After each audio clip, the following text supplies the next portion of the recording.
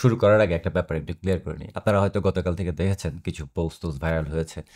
আ এবং আমার পোস্টও নিশ্চয়ই যারা আমাকে ফেসবুকে ফলো করেন তারাও দেখেছেন আমার উপরে একটা সন্ত্রাসী হামলা বা জঙ্গি হামলার অ্যাটেম্প্ট নেওয়া হয়েছিল।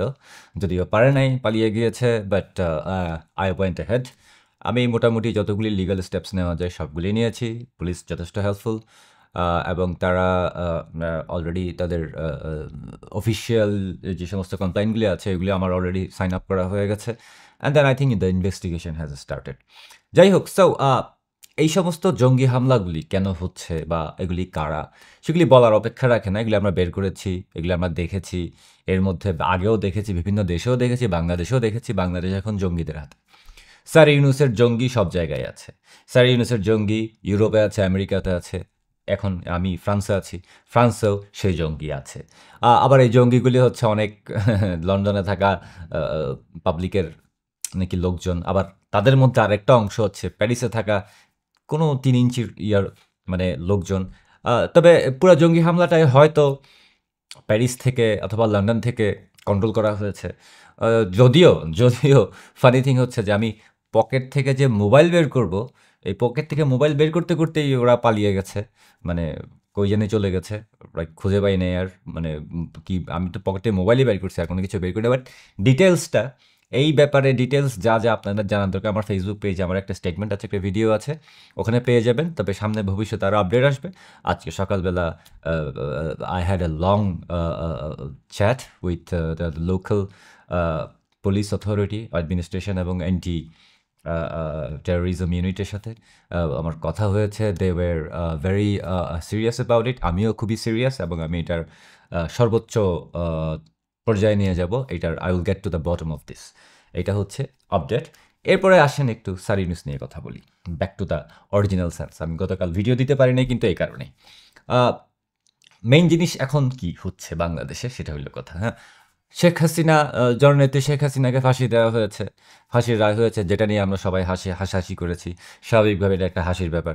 মুক্তিযুদ্ধের বিপক্ষের শক্তি মুক্তিযুদ্ধের পক্ষের শক্তির বিচার করছে, রাজাকাররা মুক্তিযোদ্ধার বিচার করছে, তাদেরকে ফাঁসি দিবে বলছে। এগুলি হাস্যকর ব্যাপার ছাড়া আর কোনো কিছু না। তো আমার একটা প্রশ্ন এখন, মানে আমি অনেক আগে থেকে বলছি, আবারও বলছি, আবার প্রশ্নটা করছি যে যারা মনে করেছিলেন যে ফেব্রুয়ারিতে নির্বাচন হবে, এর মধ্যে ফেব্রুয়ারি ইলেকশনের ডেট দিবে, তারা এখন কি চিন্তা করছেন? আপনাদের কি মনে হয় আপনাদের ইলেকশনের কোনো টেট দেওয়া হচ্ছে? ফেব্রুয়ারিতে ইলেকশন হবে এরকম কোনো কিছু মনে হচ্ছে? যদি ইলেকশন হয় অবশ্যই ইলেকশন হইতে দেওয়া হবে না, ওই ইলেকশন কখনোই বাংলাদেশে হবে না আমার মনে হয়। কারণ ওয়ান সাইডেড নন ইনক্লুসিভ ইলেকশন, এই ধরনের রিগড ইলেকশন ইম্পসিবল। আসলে ইলেকশনকে অলরেডি আগে থেকে রিগ করা হচ্ছে। এখানেই স্যার ইউনুসের মেটিকুলাস ডিজাইন। ইলেকশন কিন্তু এখনও ডেট ঘোষণা করা হয়নি। এখন ফেব্রুয়ারিতে যদি অ্যাকচুয়ালি ইলেকশন হয়ও, এই ইলেকশনের ডেটগুলি, এই ইলেকশনের পুরো ইলেকশন প্রসেসটাকে অলরেডি রিগ করা হচ্ছে। কারণ ভিতরে ভিতরে বিভিন্ন ধরনের মানুষ ঢুকিয়ে দেওয়া হচ্ছে, বিএনপিকে এম্পাওয়ার করা হচ্ছে, জামাত শিবিরকে এম্পাওয়ার করা হচ্ছে। এমনভাবে ইলেকশনটাকে সাজানো হচ্ছে অনেক আগে থেকে, যেখানে জামাত আর বিএনপি এরাই বিট করবে। আওয়ামী লীগকে তো ব্যান করে ফেলা হয়েছে। আওয়ামী লীগকে ব্যান করে মানা হচ্ছে, তাদেরকে ইলেকশনে অংশগ্রহণ করতে দেওয়া হবে না, ইনক্লুসিভ ইলেকশন হবে না। স্যার ইউনুস নিজেই বলেছেন যে আমরা আওয়ামী লীগকে ইলেকশন করতে দিব না, রাইট? এবং তার সাথে সাথে অনেকেই গলা মিলিয়েছেন। বাট আলটিমেটলি হচ্ছে ইলেকশন হওয়ার আগে ইলেকশনকে রিগ করে ফেলা হচ্ছে। আর এটার মানেই হচ্ছে ক্ষমতাটা দেশ বিরোধীদের হাতে হস্তান্তর করা, এবং এটাকে কোনো ইলেকশন বলে না। সো ইলেকশন আদৌ হবে কি না সেটা নিয়ে আমার যথেষ্ট ডাউট আছে। আমি যতটুকু বুঝতে পারছি ইলেকশন আসলে হবে না। বাংলাদেশের মানুষ এই ইলেকশন হতে দিবে না, হলেও মেনে নেবে না। এই ইলেকশনের কারণে যারা ক্ষমতায় আসবে তারাও ৫ মাসের বেশি ক্ষমতায় থাকতে পারবে না, মানে impossible. But end of the day একটা জিনিস মানে একেবারে ক্লিয়ার থাকতে পারেন, সেটা হচ্ছে যে এই স্যার ইউনুসের মেয়াদ তো শেষ হয়ে আসছে। আমি নাই ওনার এক্সপায়ার ডেট চলে আসছে, ওনার গভর্নমেন্টের এক্সপায়ারি ডেট চলে আসছে। সবাই এখন সেফ এক্সিট নিয়ে ব্যস্ত, কে কোন দেশে যাবে। কেউ কোনো দেশের আবার ইউনো ডিপ্লোম্যাট হিসেবে যেতে যাচ্ছে, অর্থাৎ রাষ্ট্রদূতের পদ চাইতেছে বিভিন্ন দেশে। কারণ সেফ এক্সিটের জন্য ওয়ে লাগে। সেফ এক্সিট তার এমনি এয়ারপোর্ট দিয়ে বেরিয়ে প্লেন দিয়ে চলে গেলে তো হইলো না, একটা ওয়ে। সেফ এক্সিট হওয়ার পরে যেন সেফটিতে থাকতে পারে, এই ধরনের একটা সিচুয়েশন থাকতে হয়। এবং এই ব্যাপার নিয়ে আমি আগামীকাল একটা ডিটেল ভিডিও দিব, একেবারে ভিজুয়াল টিজুয়াল সহ অনেক ইনফরমেশন সহ, যে কারা কারা এই সেফ এক্সিটের জন্য রেডি হচ্ছে, কোন কোন উপায়ে রেডি হচ্ছে। স্যার ইউনুসের লোকজনের কথা বলছি, কোন কোন উপায়ে রেডি হচ্ছে এবং সেখানে কি কি আছে, কে কোন দেশে যাচ্ছে। এটা টোটাল ডিটেলস আমি কালকে আপনাদেরকে দিব।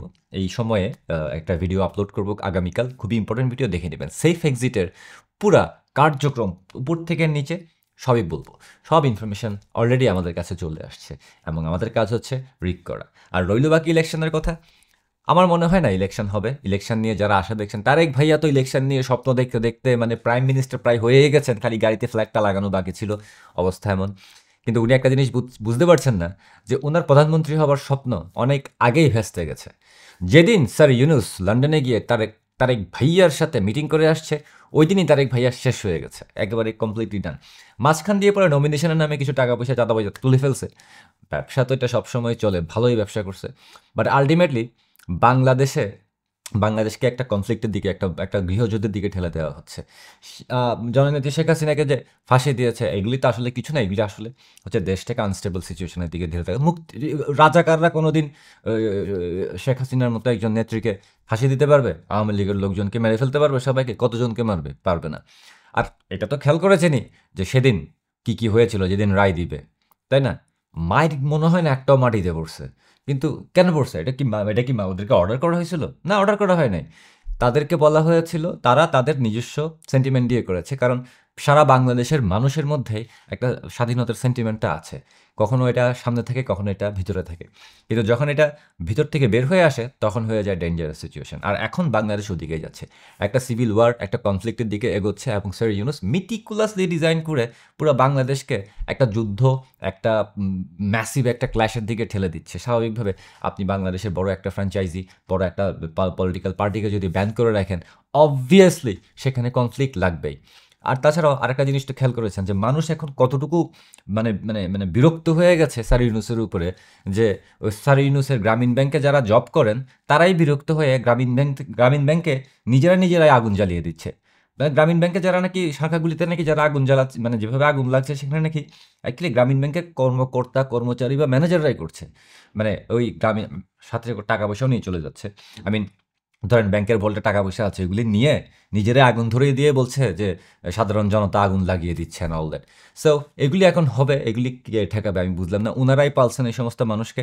এখন নিজেদের লোকরাই নিজেদের বাড়িঘর পুড়িয়ে দিচ্ছে, নিজেদের ব্যাংক প্রতিষ্ঠান পুড়িয়ে দিচ্ছে। ওদিকে দেখেন গ্রামীণ ফোনের সিম নাকি সবাই গণহারে বর্জন করছে। মানে মানে যদি দরকার না হয় সিম নাকি ফেলে দিয়ে এখন রবি, তারপরে আরও কী কোম্পানি আছে বাংলাদেশে, বাংলালিংক, এই সমস্ত সিমগুলি কিনছে। গ্রামীণ ফোন একটা মানে বড় ধরনের একটা ধরা কাছে। আর রইল বাকি দেশে বিদেশে ছড়িয়ে থাকা জঙ্গিরা, তাদেরকে তো আমরা দেখেই নিচ্ছি, রাইট? যেমন আমার উপরে একটা জঙ্গি হামলা হলো, আমরা কি ছেড়ে দিব?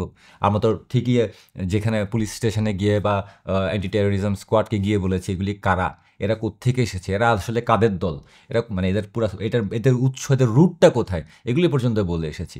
আসলে তো ওই যে 10-12 জন মিলে একটা হামলা করার চেষ্টা করলে তো ওদের তো একটা সোর্স থাকে, ওদের তো একটা মাথা থাকে। আমার উপরে জঙ্গি হামলা কেউ না কেউ পরিচালনা করেছে। তো আমরা কি বলেছি না এগুলি কারা করছে? আমরা বলেছি প্যারিস থেকে করছে। প্যারিস থেকে কোনো 1 ইঞ্চি, 2 ইঞ্চি, 3 ইঞ্চি এরাও করতে পারে। 1 ইঞ্চি, 2 ইঞ্চি, 3 ইঞ্চি যদি করে, তাকেও তো কেউ করতে বলছে। তারও তো বাপ আছে, তারও তো বাপের বাপ আছে। এভাবে করে আমরা মোটামুটি সব কিছু ডিটেলসই দিয়ে আসছি। কত কিছু হবে, কি হবে না হবে, এটা তো আর জানি না। তবে যতটুকু জানি, এই সমস্ত জঙ্গি হামলা যারা করার প্ল্যান করে, তারা অ্যাকচুয়ালি ইলিগাল। আমি খবর নিয়ে যতটুকু দেখেছি, যে ধরো আমার উপরে যারা জঙ্গি হামলা করার চেষ্টা করেছিল, তারা অ্যাকচুয়ালি এখানে আমি যতটুকু শুনেছি ইলিগাল। মানে তাদের কোনো ডকুমেন্টস নাই, কোনো ধরনের কিছু নাই, মানে একেবারে ইলিগাল। আমি জানি না তাদের ভবিষ্যৎ কী। I think it's very dark. But regardless, এই ধরনের ঘটনাও ঘটছে সব জায়গায়, এবং সে কারণে এগুলিকে আমরা প্রতিহত করার চেষ্টা করছি, রিপ্লাই করছি, এবং সেই সাথে আমরা পুরো বিশ্ববাসীর দৃষ্টি আকর্ষণ করার চেষ্টা করছি যে দেখো তোমরা বাংলাদেশে কাদেরকে সাপোর্ট দিচ্ছ, যদি ভুলে সাপোর্ট দিয়ে থাকো, এবং তারা কি করছে। এবং তারা শুধু বাংলাদেশে করছে না, তারা এখন বাংলাদেশের বাইরে এসে, এই সমস্ত দেশে এসে, পশ্চিমা দেশগুলিতে এসেও এই তাদের জঙ্গিগিরি চালাচ্ছে। বাংলাদেশেও চালাচ্ছে যে মব, দেশেও এই বিদেশে এসেও তারা মব কালচার ক্রিয়েট করার চেষ্টা করছে। বেসিক্যালি আমার উপরে যেটা করতে চেয়েছিল, তারা একটা মব ক্রিয়েট করে জঙ্গি হামলা করতে চেয়েছিল, বাট পারে নাই। তাদের কলেজায় কুলায় নাই, ভয় পেয়ে পালিয়ে গেছে পুলিশ আসার আগে। বাট আলটিমেটলি মানে পালিয়ে গেলে তা আমরা তো আর ছেড়ে দিচ্ছি না, আমি তো আর ছেড়ে দিচ্ছি না। আমার সাধারণ মানুষ হিসেবে আমার লিগ্যাল যতটুকু রাইট আছে, আমি সবগুলি প্র্যাকটিস করবো এখানে, একেবারে টপ টু বটম, কোনো কিছু বাদ দিব না। সো এইভাবেই প্রতিহত করতে হবে। আর স্যার ইউনূসের মতো যারা পুরা দেশকে জঙ্গি বানিয়ে ফেলেছেন, পুরা দেশটাকে জঙ্গিদের কাতারে বাংলাদেশকে একটা জঙ্গি দেশ বানিয়ে ফেলেছেন, তাদের উদ্দেশ্যে একটাই কথা, স্যার ইউনূসের যাওয়ার টাইম চলে আসছে। এখন উনার উপরে যদি আশা করে বসে থাকেন লাভ নাই। হি ইজ গোনা ফাক up the country in every possible way. He already fucked up the country. রইল বাকি বাংলাদেশের সাধারণ মানুষ। বাংলাদেশের সাধারণ মানুষ এখন রাস্তায় নেমে গেছে। অলরেডি দেখছেন। আর কিছুদিনের মধ্যে দেখবেন পুরো বাংলাদেশের সব ধরনের মানুষ রাস্তায় নেমে সবাইকে যাদেরকে নামানোর নামিয়ে ফেলছে। এখন ধরেন বিএনপি একটা ভুল করে ফেলেছে, সেটা হচ্ছে কি বিএনপি স্বাধীনতা বিরোধী, স্বাধীনতার বিপক্ষের শক্তির সাথে হাত মিলিয়ে ফেলেছে। সবসময় এরকমই ছিল, এখন নতুন করে তারা সেটাকে রিনিউ করেছে। মুক্তিযোদ্ধাদের যখন মারা হচ্ছিল, অত্যাচার করা হচ্ছিল, বঙ্গবন্ধুকে যখন অপমান করা হচ্ছিল, তারা একটা টু শব্দ করে তারা এনজয় করেছে, বরঞ্চ তারা উল্টা গিয়ে করেছে। আর চাঁদাবাজি করে তো মোটামুটি দেশে বিদেশে তো তার চাঁদাবাজি ছাড়া আর কিছু নাই। এখন এন্ড অফ দ্য ডে যেটা হয়েছে বিএনপিকেও মানুষ এখন স্বাধীনতার বিপক্ষের শক্তি হিসেবেই দেখছে। অথচ এটা দেখা উচিত ছিল না, তাদের আর একটু ওয়াইজ হওয়া উচিত ছিল, বাট তারা সেটা করে নাই। তারাও এখন স্বাধীনতার বিপক্ষের শক্তি হয়ে গেছে। জামাত তো আছে, এনসিপি, ইউনূস, এরা সবাই স্বাধীনতার বিপক্ষের শক্তি। সো রইল বাকি কি স্বাধীনতার পক্ষের শক্তি, সেটা হচ্ছে একমাত্র বাংলাদেশের সাধারণ মানুষ আর আওয়ামী লীগ। আমরা আপনারা সাধারণ মানুষের মতো। সো সাধারণ মানুষের পাওয়ার সবচাইতে বেশি। Don't underestimate the power of an ordinary person. সবাই বলে না এটা? এটাই হচ্ছে কথা।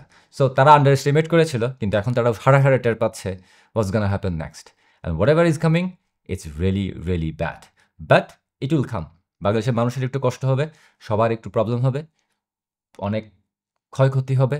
কিছু করার নেই, কারণ জঙ্গিরা জঙ্গিদের কাজই করবে। আর আমরা যারা চেষ্টা করব বাংলাদেশটাকে সেফ করার, বাংলাদেশকে রক্ষা করার, সেটা যেভাবে পারি, যে যেখান থেকে পারি ওখান থেকেই। তবে যা হবার তা কিন্তু হবে, সেটা ঠেকানোর কোনো উপায় নাই। আশা করি বুঝতে পেরেছেন।